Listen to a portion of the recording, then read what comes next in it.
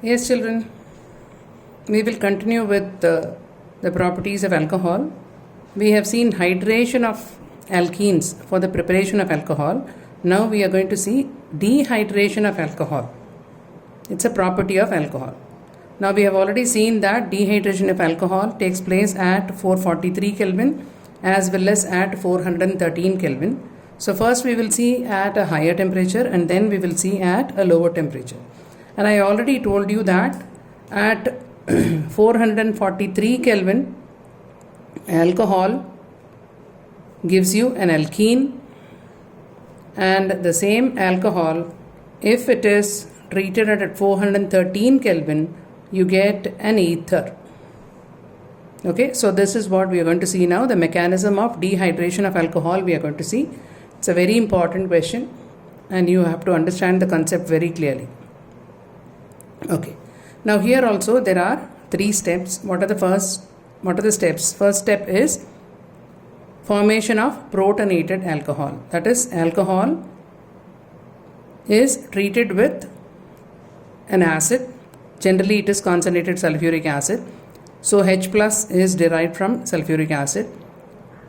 Because of the lone pair of electron on oxygen, protonation takes place and you get a protonated alcohol. This is protonated alcohol. Now, how and why there is a positive charge developed on oxygen? Because the lone pair of electron on oxygen is used up in making a bond with the incoming hydrogen, which is coming without an electron. So since this lone pair is used up in the making of bond with hydrogen, now this oxygen will be left with only 5 electrons, 1, 2, 3, with one lone pair. So a total of 5 electrons are there around oxygen. That is why oxygen will hold a positive charge. So first step is formation of protonated alcohol.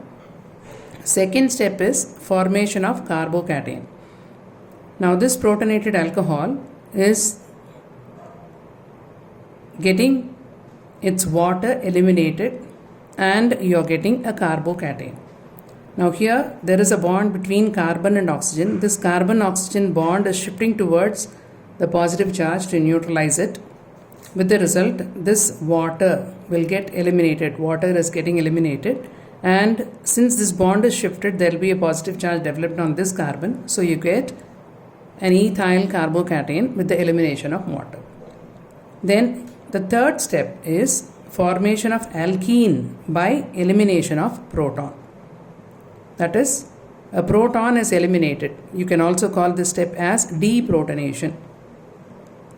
Proton added means protonation. Proton removed means deprotonation. So this is the carbocation that you are having. One of the CH bond that is adjacent to the C positive, that bond will shift as a double bond. With the result, this hydrogen is lost as H plus. So you will get a double bond here. That is, an alkene is formed with the loss of proton. So this proton is regenerated at the end of the process. In the first step it is added, and at the end of the process it is getting regenerated, and that is why you say that's a function of a catalyst, that it is regenerated at the end of the reaction. So this is how at 443 Kelvin an alkene is formed. Now at 413 Kelvin, what is formed and how it is formed, let us see. Here also the first step is protonation, that is, alcohol is treated with concentrated sulfuric acid, so H plus is added and you get a protonated alcohol. So first step is protonation as before. Second step is another alcohol is attacking this protonated alcohol in the form of a nucleophile. Now this is your protonated alcohol and this is being attacked by another molecule of alcohol through its lone pair of electron on oxygen. So this lone pair is hitting this carbon. So this CO bond is shifting towards a positive charge on oxygen. So water is getting eliminated. So you will get a protonated ether. So this C will get attached to this oxygen. So you have the CH3CH2. This CH3CH2 is there, and then through the oxygen of this alcohol, it is getting attached to that, and this alcohol is already having one hydrogen and another ethyl group. Since you know that CH3CH2O CH2CH3 is ether, but a proton is added to the ethereal oxygen, so you call it as protonated ether. Now the third step is elimination of proton from the protonated ether. So this OH bond is going to shift towards oxygen to neutralize the positive charge on oxygen. With the result, H plus is regenerated at the end of the process, and you get diethyl ether. C2H5 this side, C2H5 this side, and in between you are having O. You know very well that ROR is nothing but ether. So an ether is formed. So what is the main difference between the mechanism at 443 Kelvin and 413 Kelvin? It is basically the second step. Second step is formation of carbocation at a higher temperature, whereas at a lower temperature it is attack of alcohol as a nucleophile. Another molecule of alcohol is added. Only then you will get an ether, because ether is having two R groups. So another alcohol is added in the second step. It is acting as a nucleophile. You get a protonated ether. From the protonated ether, a proton is eliminated and you get the corresponding ether. So this is mechanism of dehydration at 443 Kelvin and at 413 Kelvin. This is a very, very important topic. Now let's go further with the properties. The next property is about oxidation. Now here you are having a primary alcohol. This is getting oxidized, and the oxidizing agent that may be used is either alkaline KMnO4 or acidified potassium dichromate or even dilute HNO3. Any of these three can be used as an oxidizing agent. So initially a water molecule is released. So what you get is an aldehyde, which will further get oxidized to acid. These are strong oxidizing agents, so it will not stop with aldehyde. It will further undergo oxidation to acid.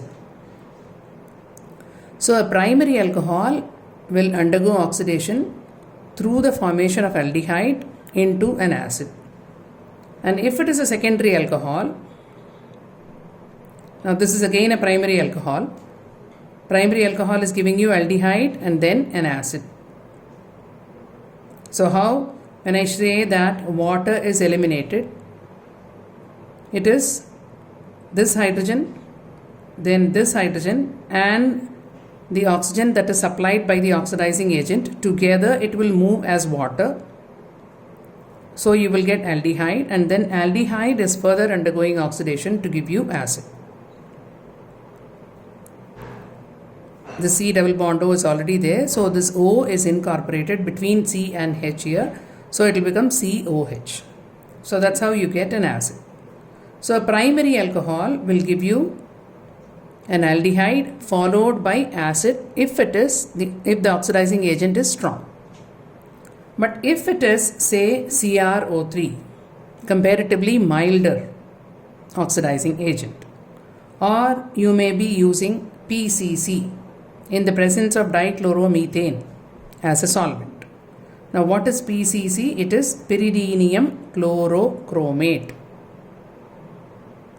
Now CrO3 and PCC, they are comparatively weak oxidizing agents. So the reaction will stop with aldehyde. It will not further undergo oxidation to give you acid. But if it is alkaline KMnO4 or acidified potassium dichromate, then the product will be acid. You will not get aldehyde. Now what is the formula of pyridinium chlorochromate? I have given you here. C5H5NH, pyridinium, just like ammonium. Ammonia is NH3, ammonium is NH4. Same way, pyridine is C5H5N. and pyridinium is H5N plus H. And chlorochromate. Chromate is CrO4. Chlorochromate, so CrO3Cl. One oxygen is replaced by Cl. So this is positively charged. This chlorochromate part is negatively charged. So this is your pyridinium chlorochromate. Now what is the significance of using this PCC? Now supposing you are having a primary alcohol which is having an unsaturated carbon chain. Now if you are using alkaline KMNO4, wherever there is unsaturation, that part will also get oxidized. Whereas if we are using PCC, this unsaturation will remain unaffected. Nothing will happen to unsaturation. So only this primary alcoholic group will get oxidized to aldehyde. So you will get CH3CH double bond CH2OH on oxidation in the presence of PCC and CH2Cl2. You will get CH3CH double bond CHCHO. So this is what you will get. So what is the main advantage of using PCC? It does not affect the C double bond C, that is double bond in the carbon chain. Any unsaturated carbon chain will remain unaffected.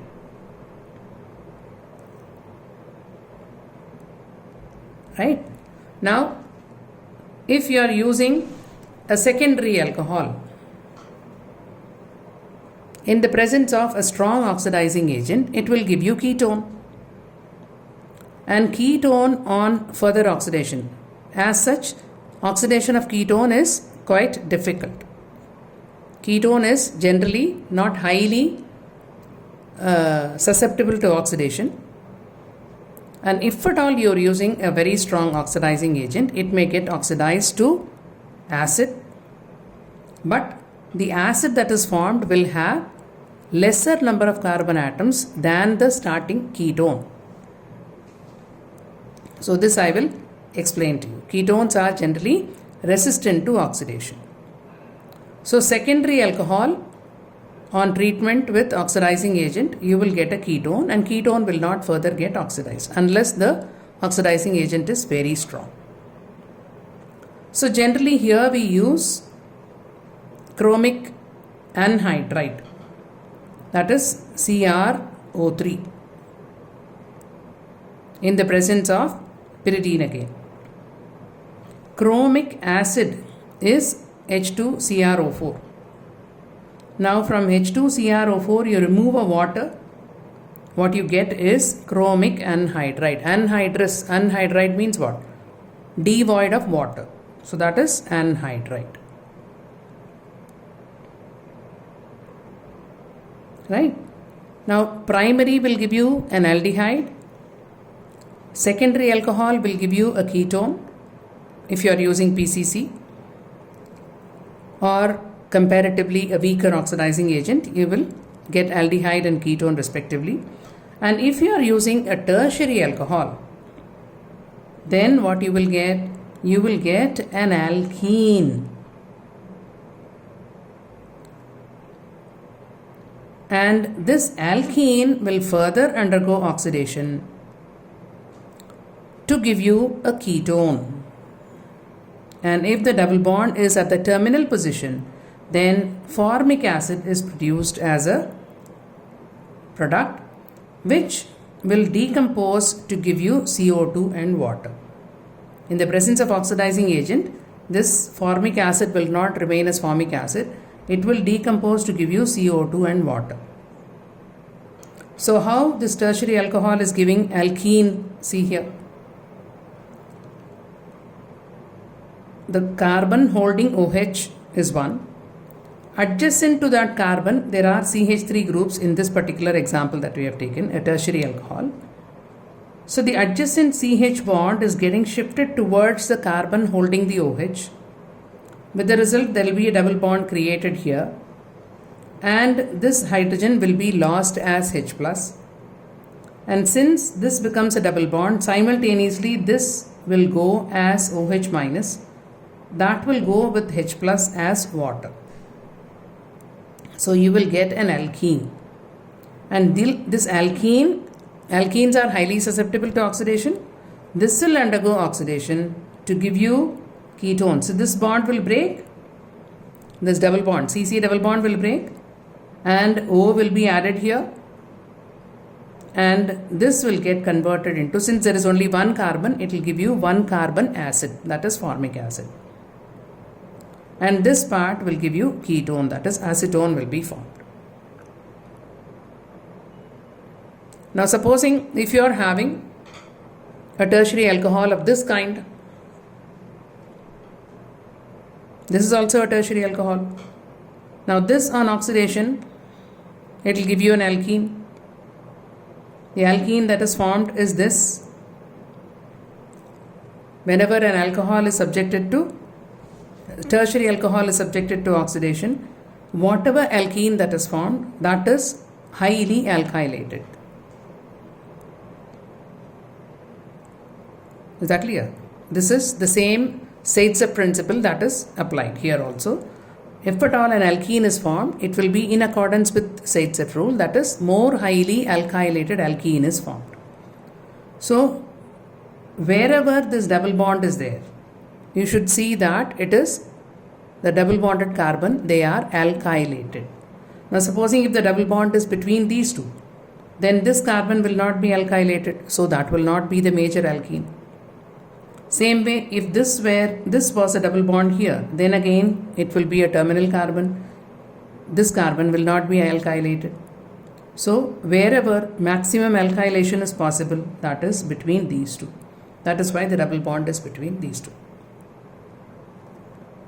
So you will get an alkene. Now this alkene, in the presence of oxidizing agent, this double bond will break. In the presence of a strong oxidizing agent, this will break. So this oxygen will get added to this carbon. Now this will go as ketone, and two nascent oxygen atoms are being added on this side. That will give you the corresponding acid. So you will get a ketone and an acid. Now if you are having an alkene of this kind, this will undergo oxidation to give you two molecules of ketone. Why? Because the double bonded carbon, they are more highly alkylated. If the double bonded carbon is having one hydrogen, it will get converted into acid.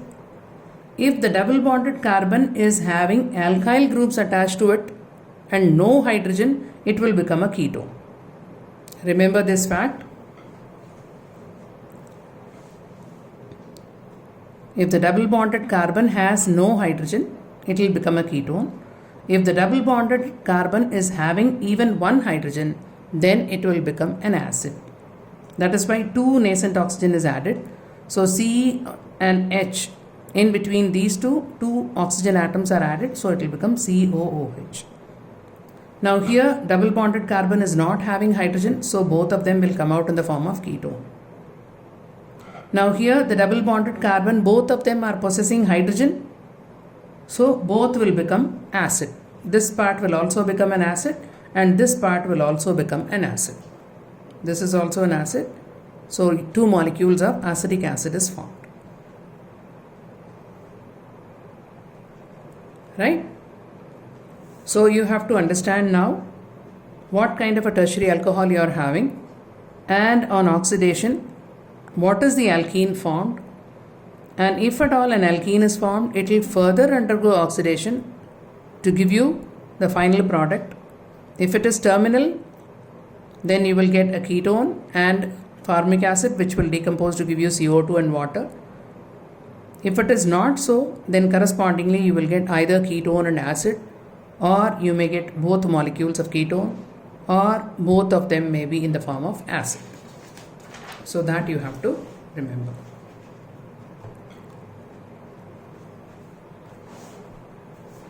Now this is what I have explained again. If it is a tertiary alcohol, on oxidation it will give you an alkene. An alkene on oxidation will give you a mixture of acids. If it is a secondary alcohol, on oxidation it will give you a ketone, and ketone on strong oxidation will give you again a mixture of acids. Now here you are having a secondary alcohol. On oxidation you are getting a ketone. Now this ketone, try to recollect your memory. We have seen rearrangement taking place. Keto-enol tautomerism we have seen. Now this is a ketonic group. This will tautomerize. And if it tautomerizes, what you will get? You will get this becomes COH and this will become a double bond. Now look here how I have shown. The C double bond O is this and the CH2 is this. So the CH bond is moving towards the carbonyl carbon. So this O will go as O minus. Now this O minus will attract H plus from here. When this bond is shifted, this hydrogen will become H plus and that H plus will be attracted towards O minus. So you will get a double bond here and OH group here. So that's what I have shown. So on rearrangement you will get an enol, a double bond which shows en, and OH group which is represented by ol. So this is called as enol. And this is called as keto. So whenever there is keto group, there is tautomerism taking place. And if enolic group is there, then the CC double bond is susceptible to oxidation in the presence of oxidizing agent. Alkenes are highly susceptible to oxidation. And when they undergo oxidation, whatever is formed, you will get a mixture of acids.